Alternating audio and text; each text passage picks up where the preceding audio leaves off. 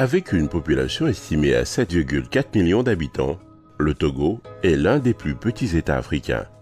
Il s'étire sur 600 km du nord au sud, avec une largeur n'excédant pas 100 km. Sa superficie de 56 785 km² ne l'empêche pas d'être reconnu pour la diversité de ses paysages. Une côte de sable fin, bordée de cocotiers, des vallées verdoyantes et de petites montagnes dans le centre du pays, des plaines arides et de grandes savanes plantées de baobabs au nord sont des caractéristiques fondamentales du Togo. À l'instar des autres pays de la planète, le Togo observe aussi des changements climatiques. Ils sont matérialisés essentiellement par la diminution de la pluviométrie, entraînant des perturbations sur les activités économiques, notamment l'agriculture, qui regorge plus de 2/3 de sa population. Nous constatons que dans le déroulement des saisons, il y a des poches de sécheresse, ce qui a un effet sur la production. Il y a le décalage des saisons, il y a le retard dans l'arrivée de pluie, il y a également la fin brutale de la saison des pluies, il y a le raccourcissement des saisons et tout ceci agit sur la production agricole au Togo. De même, on constate l'élévation du niveau de la mer qui est accompagnée de l'érosion côtière. Pour faire face à ces phénomènes, plusieurs partenaires techniques et financiers, notamment l'Union européenne, la coopération française, le PNUD, la FAO et d'autres acteurs intervenant dans le développement sont mobilisés dans la lutte contre le changement climatique au Togo. Ma formation initiale est une formation d'ingénieur à l'école des mines d'Albi. Dans le cadre de cette formation, j'ai été au Togo pendant 4 mois en tant que volontaire pour une ONG locale. Suite à cette expérience, j'ai voulu continuer mon projet professionnel dans un pays en développement et c'est pour ça que j'ai choisi et postulé pour un VIA au Togo à l'ambassade de France au service de coopération et d'action culturelle. Il s'agit de m'occuper du suivi des politiques et des actions environnementales au Togo, mais aussi de la thématique gouvernance. Je m'occupe aussi également des thématiques d'enseignement supérieur et de recherche. La COP21 à Paris, en fait, il faut revenir dans l'historique un petit peu de la diplomatie climatique. En 1992, la conférence de Rio prend place et en fait, chaque pays qui a signé la Convention cadre des Nations Unies pour le changement climatique qui a débuté cette année-là, en fait, chacun de ces pays se réunit chaque année dans le cadre de conférences de parties ou COP. Et chaque année, c'est dans un endroit différent. Et cette année, en décembre, ce sera à Paris. On attend beaucoup cette année à Paris puisqu'il s'agit de prendre un engagement après la fin du protocole de Kyoto. Donc on attend un accord juridiquement contraignant et universel avec un volet financement, un volet contribution nationale pour savoir quelle va être la contribution de chaque pays et un volet aussi société civile pour connaître l'engagement et pour mettre en valeur l'engagement de la société civile lors de la COP21.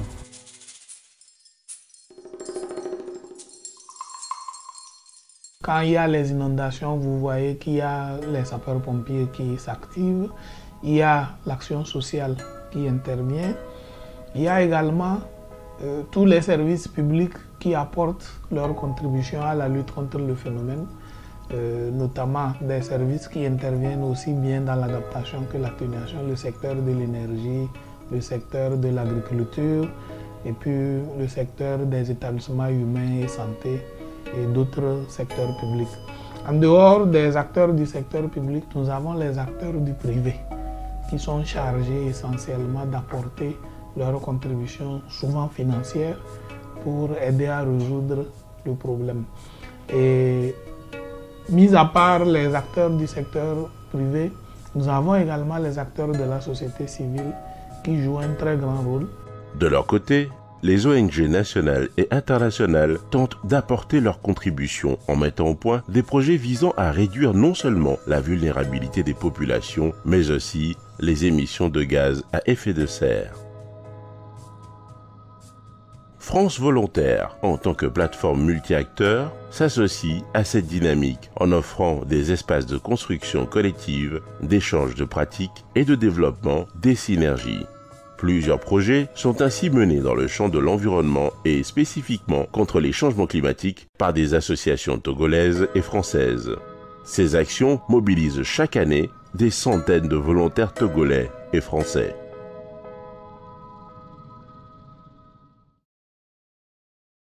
Porteurs de grands enjeux du développement, déclinés dans des actions de proximité au plus près des bénéficiaires, les volontaires sont des entrepreneurs de changement social, catalyseurs des transformations de pratiques, de production et de consommation d'énergie. Le partenariat, qui a été créé en juin 2014 avec l'association Vision Solidaire et son partenaire français Ingénieurs sans frontières, afin de réaliser un bilan de gaz à effet de serre, en est une parfaite illustration. Donc, le projet climat est né il y a de ça 2 ans au sein d'Ingénieurs sans frontières. C'était un projet qui avait justement en lien avec la COP21.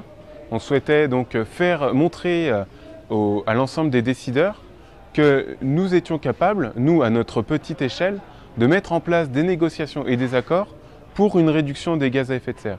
On souhaitait montrer que voilà, des petits éléments, un petit établissement est capable à lui seul de fournir une activité propre de réduction des gaz à effet de serre.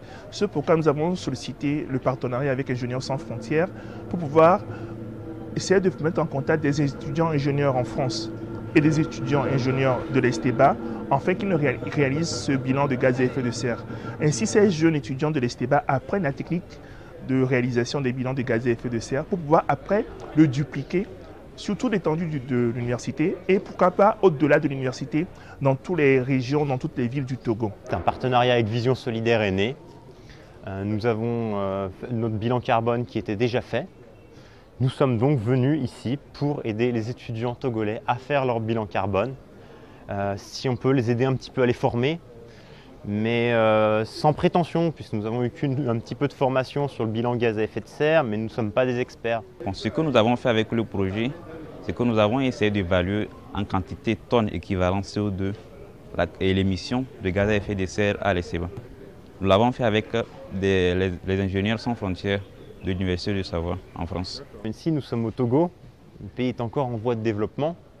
Donc eux, on a retrouvé un gaz à effet de serre de 0,6 tonnes équivalent CO2 par personne.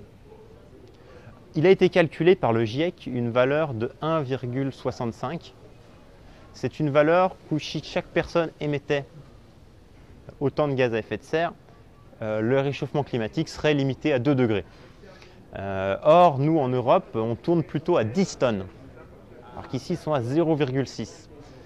C'est très peu, ils ont encore une grande marge de progression avec leur développement. Si j'ai une moto et qu'il y a un petit frère qui a une moto aussi, bon, on peut essayer de se prendre à moto tous les jours.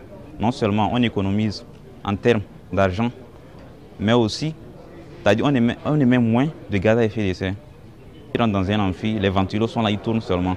Et puis peut-être c'est un seul étudiant qui est assis sous un seul ventilateur. Le mieux c'est qu'il éteigne les autres ventilateurs s'il veut vraiment, c'est-à-dire être ventilé, que le seul ventilateur le ventile et non que sur une salle 12 ventilateurs soient allumés alors qu'il n'y a qu'une seule personne dans la salle.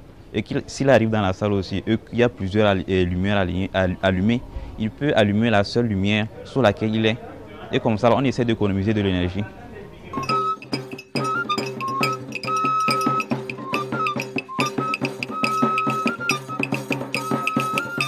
Dans la région des Savanes, l'association française Agronomes et Vétérinaires sans frontières développe un projet dénommé Durabilité et résilience de l'agriculture familiale.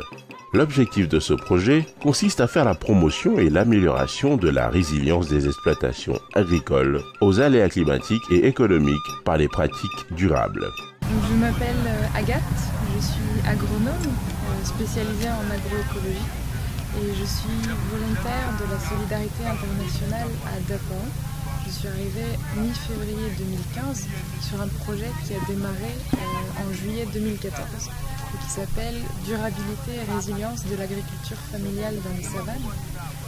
Et je travaille aussi sur un deuxième projet qui s'appelle Intensification agroécologique de l'agriculture familiale dans les savanes et préservation des ressources naturelles.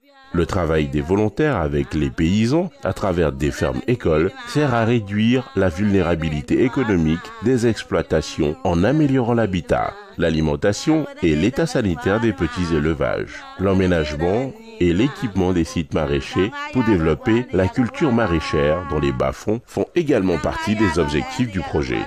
Les volontaires ont aussi pour mission de contribuer à la production des références techniques en lien avec la recherche au renforcement des capacités des acteurs publics et privés du développement rural dans les savanes. Ils sont en train de préparer les poquets pour le semis du soja. Et le principe, c'est qu'il y ait 2 lignes de soja sur chaque billon. Donc la première personne, elle a un planteur avec un qui mesure l'écartement grâce au bâton qui est devant. Donc ça lui donne un signal pour faire le poquet suivant en respectant les écartements. Et la deuxième personne qui suit, elle fait la 2e ligne de soja en respectant les mêmes écartements. Sur le plan mondial, le carbone joue un rôle très important. Ça rentre dans la composition de beaucoup de choses. Et on s'est rendu compte aussi qu'il y a la dégradation de cet élément. Cet élément se retrouve dans l'atmosphère, se retrouve dans les végétaux et bien entendu aussi dans le sol. La quantité qui est dans le sol est importante, presque le double de ce qu'on retrouve dans les végétaux et dans l'atmosphère. Donc l'objectif de ce projet, c'est d'étudier un peu la nature des sols dans la région des savanes au Togo pour voir la quantité de carbone qu'on a dans le sol. Est-ce que cette quantité est appréciable ou pas? Et comment faire pour que cette quantité, le faible taux ou bien le taux qu'on a dans le sol ne s'évapore dans l'atmosphère. Parce que qui dit évaporation dans l'atmosphère dit aussi augmentation du taux de carbone. Et le carbone rentre dans la composition de beaucoup de choses, des autres gaz qui peuvent contribuer à l'augmentation des gaz à effet de serre. Et vous savez que l'augmentation des gaz à effet de serre dans la nature influence beaucoup sur les changements climatiques. Dans les plateaux, l'ONG FAGAD mène le projet APRORIV. L'objectif de ce projet vise la protection des rivières de Kpélé par le reboisement des berges et la sensibilisation des populations avec l'appui financier de l'Union européenne et de l'État togolais via le Programme national de gestion d'actions décentralisées en environnement, PNAD. Le projet APRORIV, c'est pour la protection de nos rivières parce que nous avons vu que ces rivières courent un danger. Les gens commencent à exploiter jusque dans les lits des rivières. Des fois, les rivières même, je dirais, sont vendues tellement que si on ne fait rien, bientôt il peut y avoir des inondations et il peut y avoir manque d'eau. D'où, avec le régime des eaux, nous avons vu qu'il y a une loi qui protège les bords des rivières. Et nous avons initié ce projet financé par l'Union européenne avec la coopération du Togo qui s'est représentée par l'institution PNAD. Donc chaque bord des petites rivières, nous avons de 10 mètres, nous avons reboisé les plants comme Mélina, des fruitiers pour que la population puisse en vivre et laisser les arbres debout. Avec ce projet, nous pensons vraiment sauver l'eau et sauver l'environnement. Et c'est grâce à la participation des jeunes volontaires internationaux venus de plusieurs horizons. Et nous avons reboisé 7 rivières, les bords de 7 rivières dans la préfecture de Kpélé.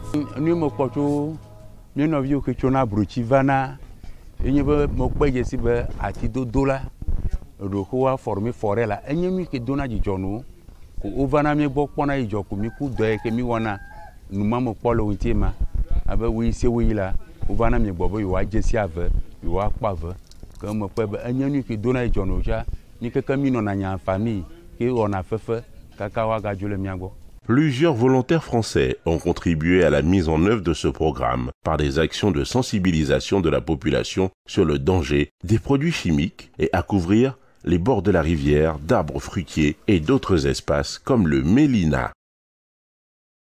Sur ce site de Touto, nous plantons des arbres. Selon les termes de ce projet, nous avons à planter 30 000 plants autour de cette montagne pour reconstituer la forêt qui est en voie de disparition. Je suis pépiniériste dans la zone. Donc nous fournissons les jeunes plants à ce qu'on n'amène pas les plants d'ailleurs. Donc on fait ça sur place pour qu'on reboise après tout autour de la montagne. Dans la région maritime, l'association française Entrepreneurs du Monde, implantée au Togo depuis 2011, développe un projet dénommé Mivo Énergie. L'objectif de ce projet est de lutter contre la précarité énergétique des populations. Mivo Énergie est un projet d'entrepreneurs du monde qui vise à lutter contre la précarité énergétique au Togo. En effet, on est parti d'un constat.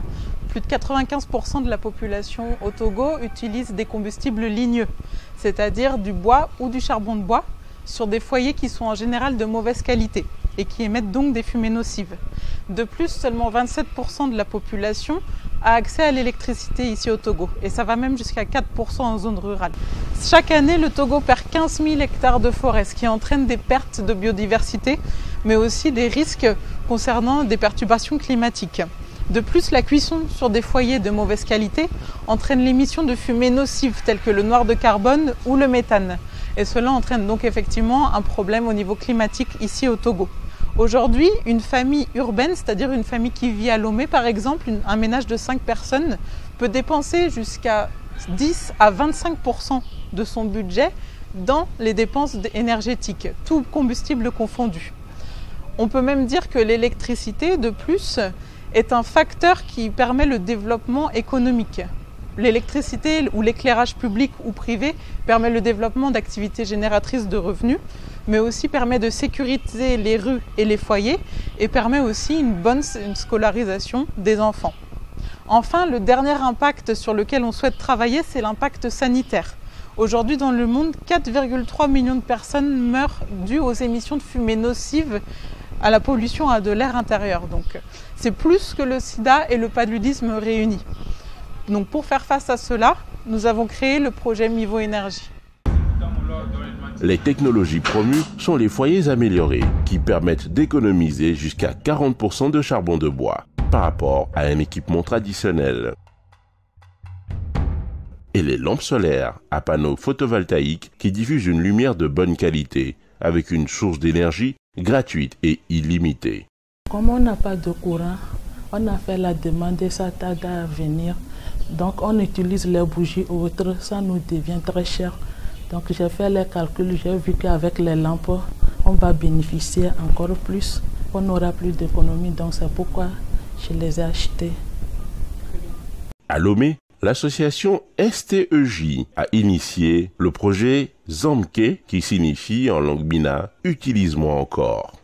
STEJ est parti du constat que Lomé, avec une population de plus de 2 millions d'habitants, est la ville la plus peuplée du Togo, mais ne dispose pas d'une véritable politique d'assainissement en termes de collecte de déchets.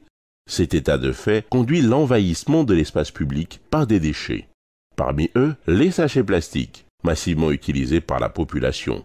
Les rues sont envahies par les sachets plastiques et leur accumulation sur les espaces publics entraîne des conséquences néfastes sur l'environnement et la santé des populations.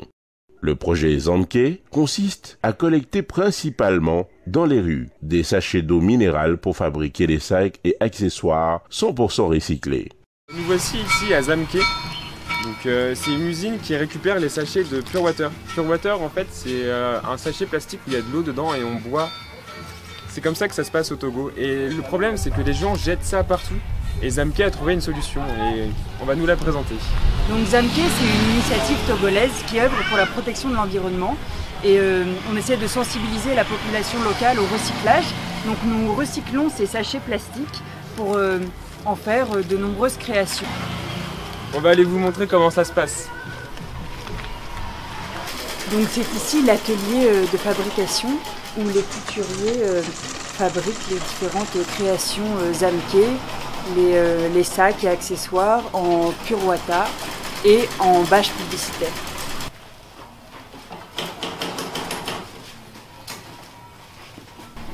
Aujourd'hui, nous recyclons 300 000 sachets par mois. Nous avons 2 ateliers de fabrication de nos articles à Goué et à 18 km de Lomé, la capitale du Togo. et à Palimé, où nous sommes à 2 heures de Lomé. 230 sacs et accessoires sortent de ces ateliers chaque mois. Des produits pratiques dont les habitants ont quotidiennement besoin. Nous avons des trousses de toilette, donc ça c'est une grosse commande de trousses de toilette. Nous avons des trousses plates, des petits porte-monnaies. Là nous avons des trousses arrondies. On a un sac à main pour femmes. Ça c'est mon modèle préféré. C'est pratique comme ça. Zamké signifie « utilise-moi encore ». Ici, tous les articles sont conçus à partir de sachets plastiques recyclés. Assemblés entre eux, ils forment une véritable ressource pour cette marque. Ces sachets sont bien connus des Togolais. Il en existe plusieurs sortes. Le plus répandu se nomme Pure Water. Cette petite poche plastique d'eau rafraîchissante se vend à environ 2 millions d'exemplaires par jour dans le pays. Après consommation, ce sachet plastique est malheureusement jeté au sol, un déchet qui envahit les rues togolaises. Avant que Zamké redonne une seconde vie aux sachets, il faut les récupérer. C'est le rôle de David, qui n'hésite pas à taper à toutes les portes. Nous allons vers les entreprises, vers les maisons. Il y a des gens aussi qui nous ramènent les sachets là. Donc nous allons vers toutes ces personnes-là pour récolter les sachets. Et après, il y a une équipe qui est là pour laver ces sachets-là. Les 22 employés manquent de matériel performant pour accroître l'activité. Le chiffre d'affaires de l'année passée s'élève à environ 5 500 €. Pour se développer, Aimé bénéficie d'une aide du Fonds pour l'environnement mondial. Cette organisation financière indépendante lui a accordé 46 000 $. Mais l'objectif principal, c'est de changer les comportements face aux déchets plastiques. Notre rêve, c'est de voir dans 5 ans, 0 sachet qui traîne dans les rues. Parce que les Togolais auront compris qu'il y a une initiative locale à encourager et eux-mêmes, ils accepteront de nous apporter directement les sachets au lieu de les jeter par terre. Véritable social business, les bénéfices de l'entreprise seront utilisés pour développer des projets sociaux à destination de Stage, une maison de quartier pour enfants fondée par l'entrepreneuse. Prochainement, un autre atelier ouvre dans le nord du Togo. Ainsi, Zamké devrait tripler sa capacité de production.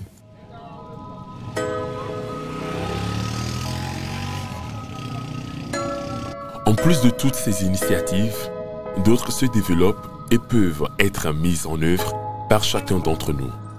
À titre d'exemple, on peut citer des actions telles que le compostage des déchets organiques, le recyclage des piles électriques, etc.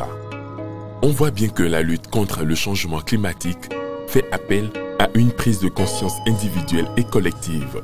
Le changement climatique me concerne moi, te concerne toi, nous concerne tous.